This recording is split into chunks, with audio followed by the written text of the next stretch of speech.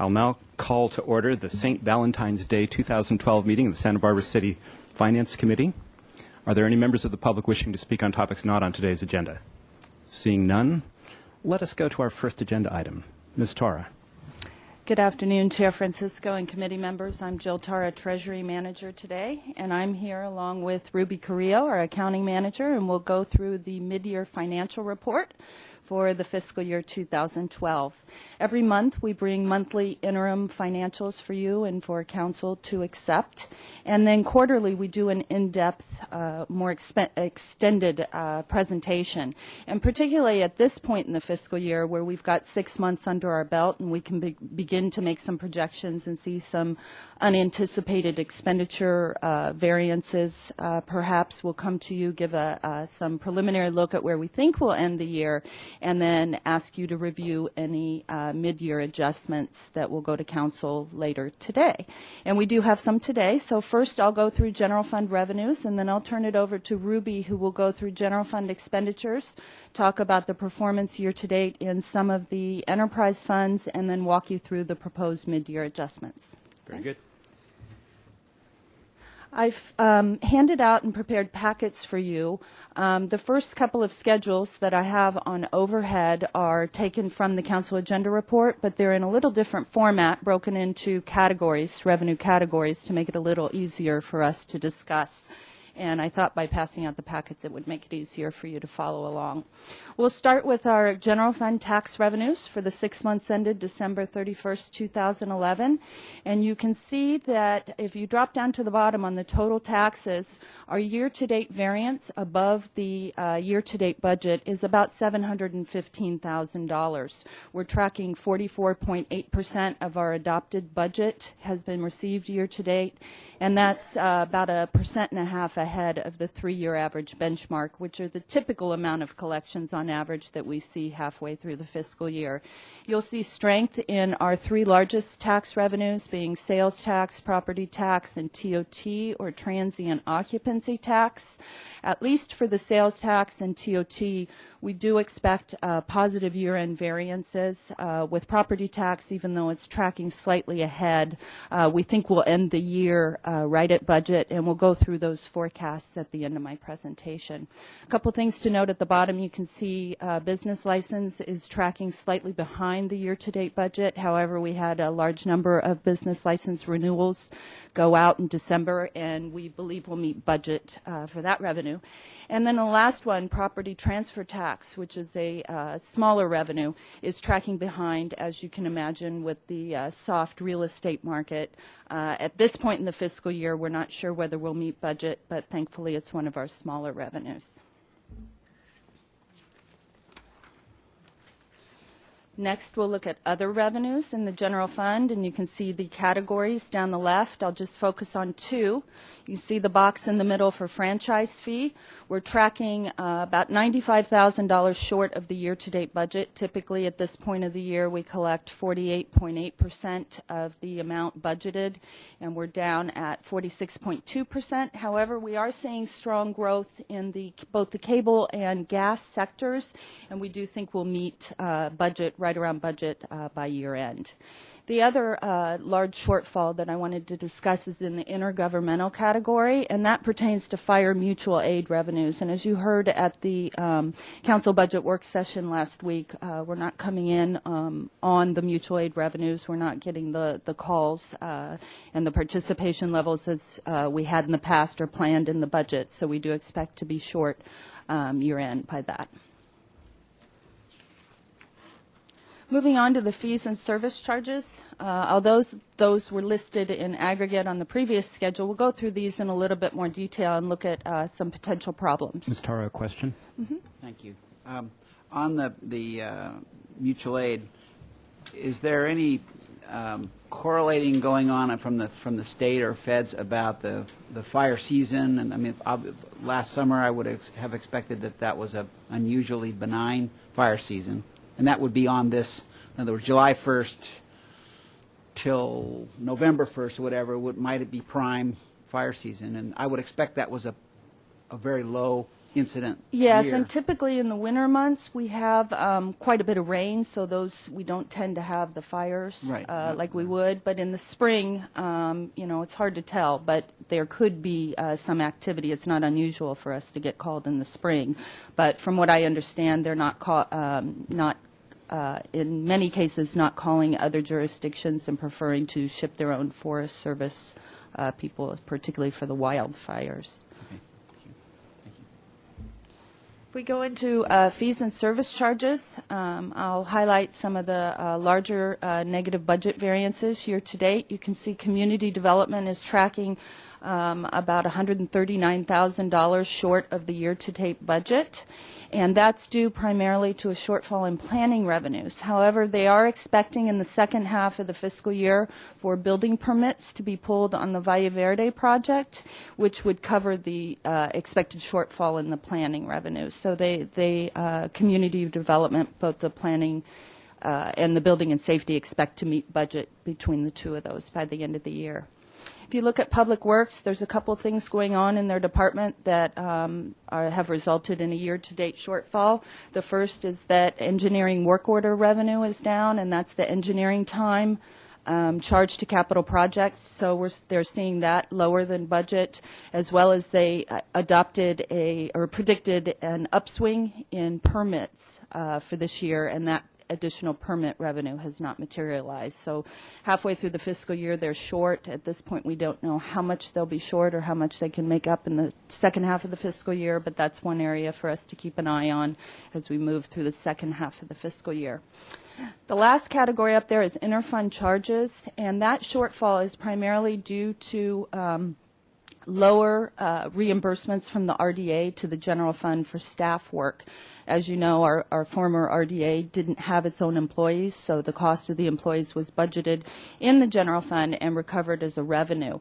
In the first half of the fiscal year, community development had a planner that worked on RDA projects vacant, and so there were lower billings. And in the second half of the fiscal year, as you know, the RDAs were eliminated on February 1st. We're not sure exactly how much of the remaining revenue will come in for that last part of the fiscal year, and that affects potentially the city attorney's department also, which bills their time and recovers it directly from the RDA. So that covers where we are year to date, and I thought I'd go through for the major tax revenues. Again, halfway through the fiscal year, we can begin to make some meaningful projections about where we think we'll end the year. Up here is our sales tax, and this is just the 1% Bradley Burns portion, excluding the Prop 172 half-cent sales tax.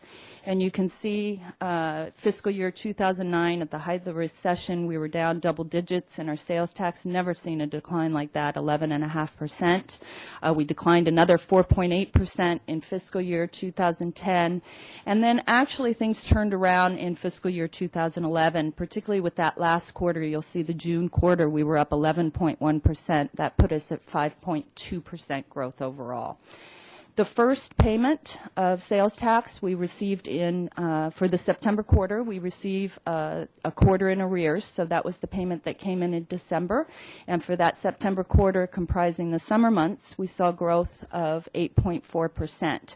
Now, we originally adopted an assumed growth rate of 3% in the adopted budget. However, based on the turnaround in this over the last couple of quarters, as well as the strong performance of TOT, we bumped the year-end estimate for the remaining 3 quarters to 4%.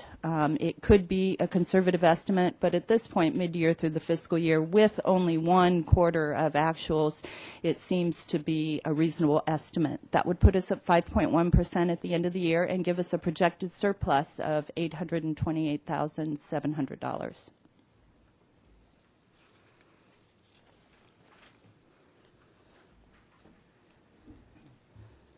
Property tax is our largest general fund revenue. And now that we're halfway through the fiscal year, we've received information from the county, and we know exactly what our assessed taxes will be, as well as the county admin fee. And the assessed taxes are, of course, the largest portion of the property tax that we collect. We budgeted $22.7 million, or 1% growth. However, it came in at 0.6, so slightly lower.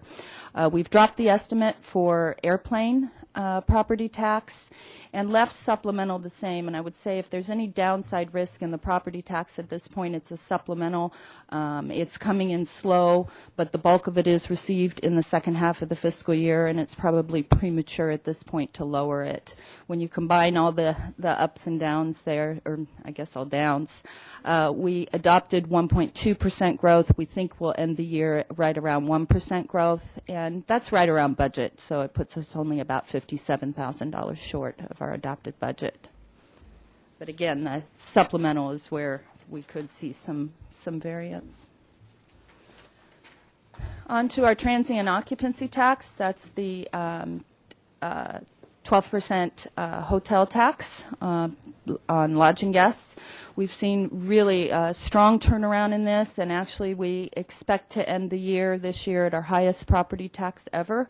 Year to date through November, you can see that we've grown 9.1%, and the November growth was double-digit, as well as the double-digit growth in July. We originally budgeted 4.5% growth. We knew this would turn around this year, but we didn't realize it would turn around so quickly, and so we've assumed 6% for the remaining months of the year. That would put us at overall 7.5% growth, building on the 8.7% last year, and would give us a budget variance of around $386,000. The last major tax I'd like to look at is utility users tax. This one's extremely volatile and subject to factors that are outside of our control and very often outside of our knowledge. For instance, commodity pricing for gasoline that would affect the cost of producing the natural gas or the electricity, as well as we've seen consumption drop through the recession years as people tightened their belts. Many people lost their job and cut corners wherever they could. So you can see just from the 3 years historical there that it is, it can be quite volatile. In fiscal year 09, it was only up 0.1%. Then in fiscal year 2010, we saw a strong growth in the cellular sector, which put us overall at 2.3% growth, and then we were back down last year by 0.9%. We adopted a growth estimate of 1.2%, and we ended the year a little bit less than we thought we would. So you can see that when we factor in our new estimates based on how much we collect at 50% of the year, we think we'll end the year at 1.5% growth, which will put us about $100,000 short of budget. You'll see that the declines are in both the telephone and electric sectors, at 2.8% decline and 2.2% decline, again, based on year-to-date collections. And unfortunately, those are our two largest sectors. So when those go down, even if everything is going up, it can really swing the overall UUT results. So if you put all those numbers on a summary, and I'll just be going through this summary at council. I wanted to give the committee a little bit more detail to look through. You can see between those four major tax revenues, we expect to end the year just a little bit over $1 million surplus. And again, that could cover some of the shortfalls in the fire mutual aid revenue and some of the other ones we discussed. So with that, I'll turn it over to Ruby Carrillo, and she'll go through general fund expenditures, the enterprise fund results, and then walk you through the proposed mid-year adjustments. Perhaps before we do that, are there any questions from committee members on revenues? Okay. Good afternoon. The first table here is on our general fund expenditures, and I just will briefly go over the columns that you see on this table. The first column is the adjusted annual budget column, which includes the approved budget, in addition to any carryovers from the prior year and any supplemental appropriations approved by the City Council in the current year. The second column, year-to-date budget. This column has been modified slightly from what you've seen in previous years. Typically, we would report 50% of the budget since 6 months of the year have elapsed, but we have decided to adjust our report from now on to just for seasonal expenditures, for those costs that are incurred in the first 6 months of the year that don't happen in the latter part of the year, such as debt service payments, some of our summer recreation programs, some of our summer events that tend to front load the budget for things like police department overtime and such.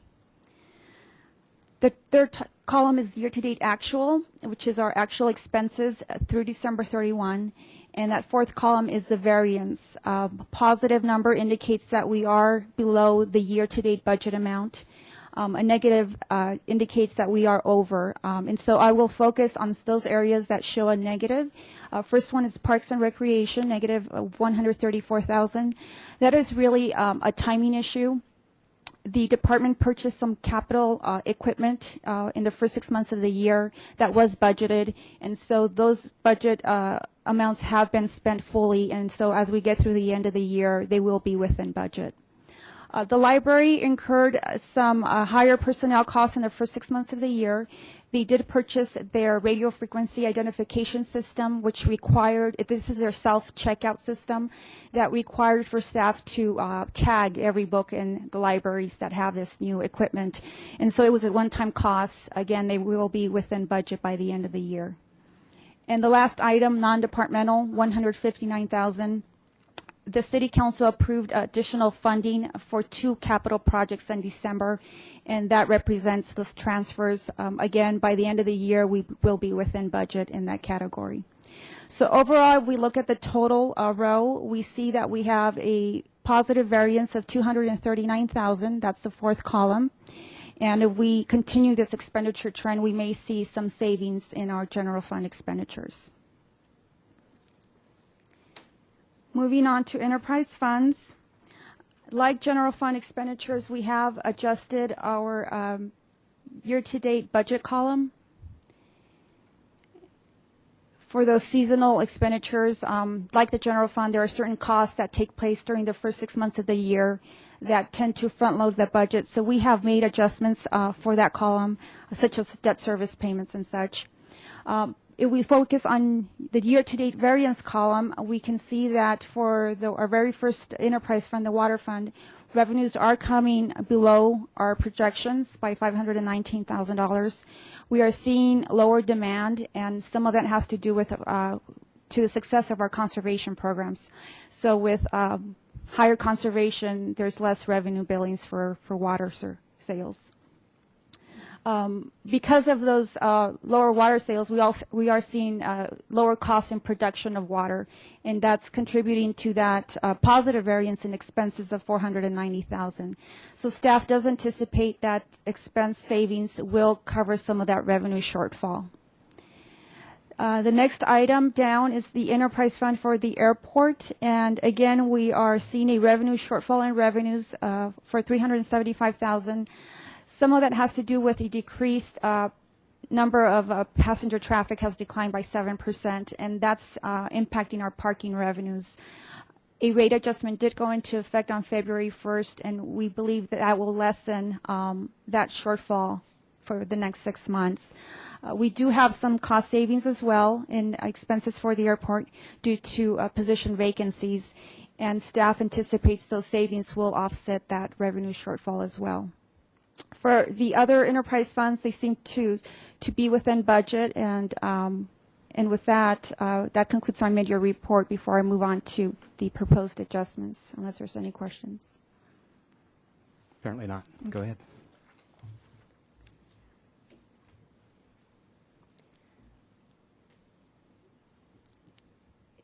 We have included detailed explanations in the council agenda report for each of these items, so I will briefly go over them now. The very first one is intergovernmental revenues, and this is our motor vehicle license fees. The state's fiscal year 2011-12 budget balancing plan included the elimination of MVLF, and so we will not be receiving this revenue, and so we are asking for an adjustment for $200,000. The city attorney's office is requesting additional appropriations of $10,000. They've seen increased costs for their legal publications and some of their legal research materials that they would like to continue purchasing, but will need additional funding for that purpose. The second item for that department is increase outside paralegal support for the gang injunction litigation for $10,000. In total, general fund appropriations and revenue shortfalls total $220,000. And although that column is titled Use of Fund Balance, we don't intend to make transfers from the reserves. We plan to cover those shortfalls through the increase of estimated revenues as discussed by Jill. Special revenue funds. The state eliminated that MVLF apportionment in order to fund state-sponsored law enforcement grants. So instead of getting 200,000 MVLF, we'll be getting 44,000 more in COPS money.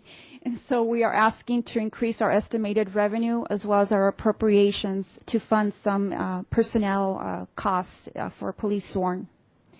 County Library Fund. We received higher donations from the Friends of the Library as well as a Library Services Technology Act grant program. In total, we're looking at $85,770 in higher revenues that the library is requesting to also appropriate to their book acquisition program for the small branches and the Goleta branch. Streets Grant Capital Fund. A city recently applied for Federal Highway Administration funding, and we just received authority for about $1.2 million that will be going to various bridge projects. The request includes increasing estimated revenues and project appropriations.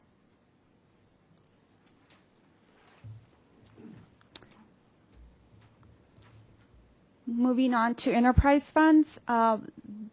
The first two items are for the water fund pertain to transfers between water funds.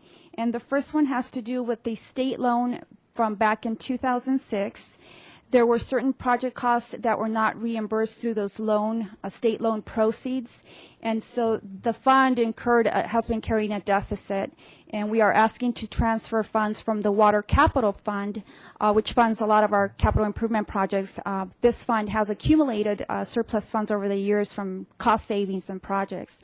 So we're asking to move those funds over to cover the overage in this other capital project fund. The second item is a transfer from the Cater Improvement Project Fund to the Water Operating Fund. This is a new Cater ozone project. We're going through the application process with the state to receive a loan for this project to fund the entire project. And in the meantime, the Water Fund was paying for initial project costs. Our loan was approved. We have been receiving reimbursements for those initial costs, and now we'd like to make whole the Water Operating Fund for $2.5 million. Airport Capital Fund. The first three projects are existing projects that we have on the books that are requiring additional funding. Previously, these were projects funded through federal grants that are no longer available. The last three are just three new projects that need to be completed at the airport. We do know that there is a bill on the President's desk to be signed this week that will extend federal aviation grants through 2015. And if that gets approved, the city will be applying for additional funding that may pay a portion of these funds. Currently, we are requesting those appropriations to come from reserves above policy. Wastewater Fund, we're asking for an additional appropriation of $150,000 pertaining to the Channel Keeper litigation. This is for outside legal services. And last, we're asking for an appropriation from reserves from the Intra-City Services Fund to complete the Dwight Murphy Sports Lighting project. This project was in plans to be completed next fiscal year, but staff would like to move it earlier for some safety concerns. And that is the conclusion of my presentation. Thank you very much. Questions from the committee members? Go ahead. Thank you. I'm wondering how much total we've spent for the Channel Keeper lawsuit, and also how much for the gang injunction. And if it takes a while to give me the answer, I'm happy to wait. Thank you. Yes, I may have to.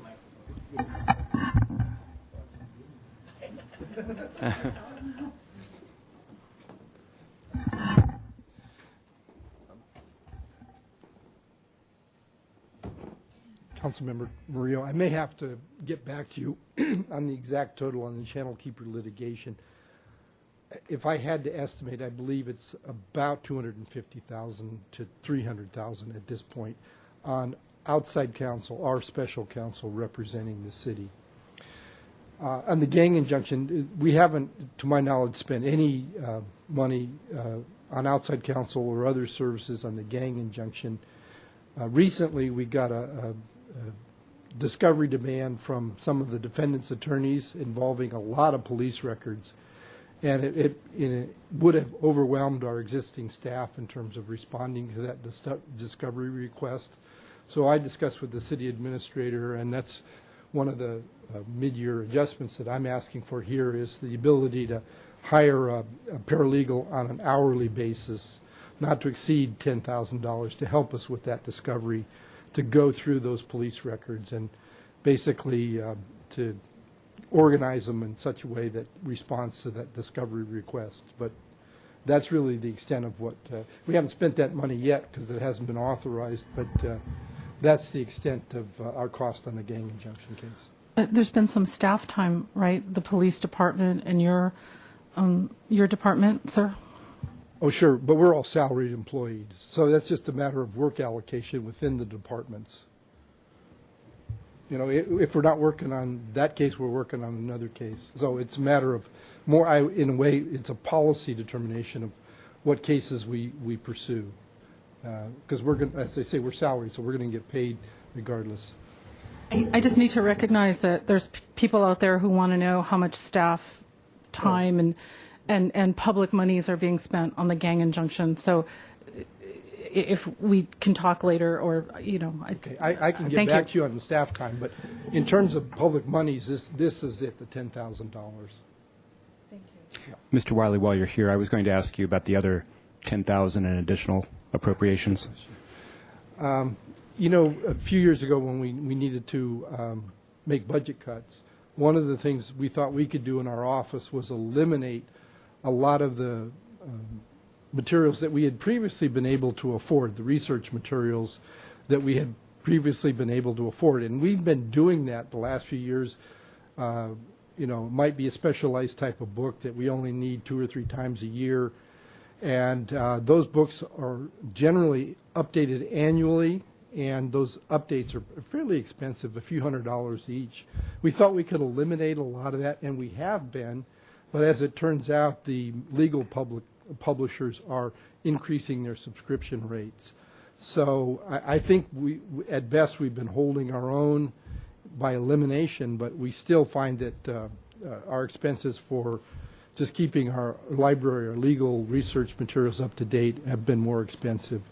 And I should mention, it's probably appropriate to mention, we're pretty close to achieving some savings in our budget in another area, and that has to do with our lease. Our office lease is set at this point to expire at the end of July of 2012.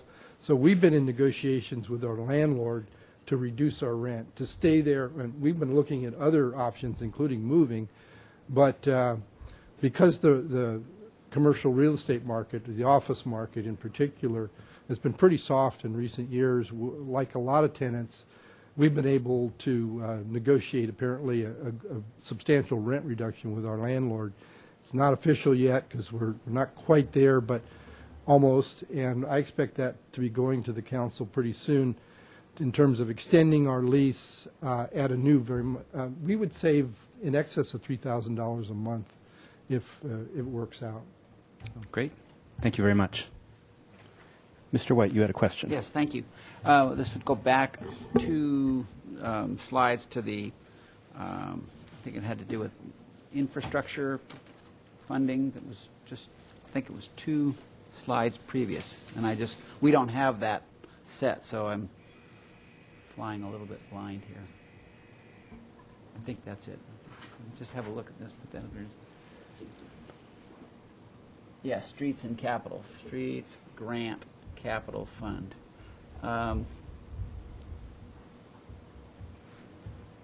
let's see, where is this money coming from?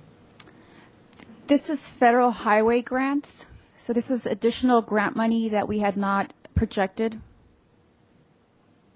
And we're just been authorized an award of just under 1.2 million. Okay, so that's the bridge package.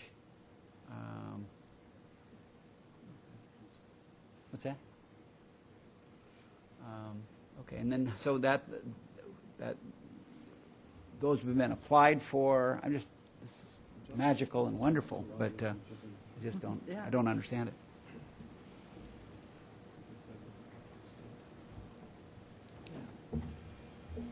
Good afternoon. Councilmember White. The bridge program is a reimbursement program, and when we move our projects through design and right-of-way acquisition and construction, there are adjustments that are made in the estimating throughout the project. And so we do an update to the project estimate forms, and we work with Caltrans to accomplish that. And so as projects evolve and costs change, then there are these adjustments per project that occur. And you can see that these projects have gone up in cost. Some of them are in the various phases of their life, their project life. So that's the reason for the adjustments, is that project costs get adjusted because everything is initially is based on estimates. And as the project moves along and then the scope of the work gets identified and clarified, then these adjustments are made. And so this is these are the latest estimates for the adjustments that have been approved and authorized through the HBP bridge program that the Caltrans administrates. Thank you. I would appreciate if you could email those slides to us. That would be great. Thank you. They do appear on your attachment 3 of your council agenda packet. Yes. Any further questions? May I have a motion then to approve the fiscal year 2012 mid-year financial report? So moved. All those in favor? Aye. Aye. Chair Francisco, we Yes. also have a motion, the staff recommendation for you to approve the mid-year adjustments and recommend for council to adjust them, as well as accepting the report. I'm glad you brought that to my attention. Yeah. May I have such a motion? So moved. Second? All those in favor? Aye. Thank you. Thank you very much. Meeting adjourned.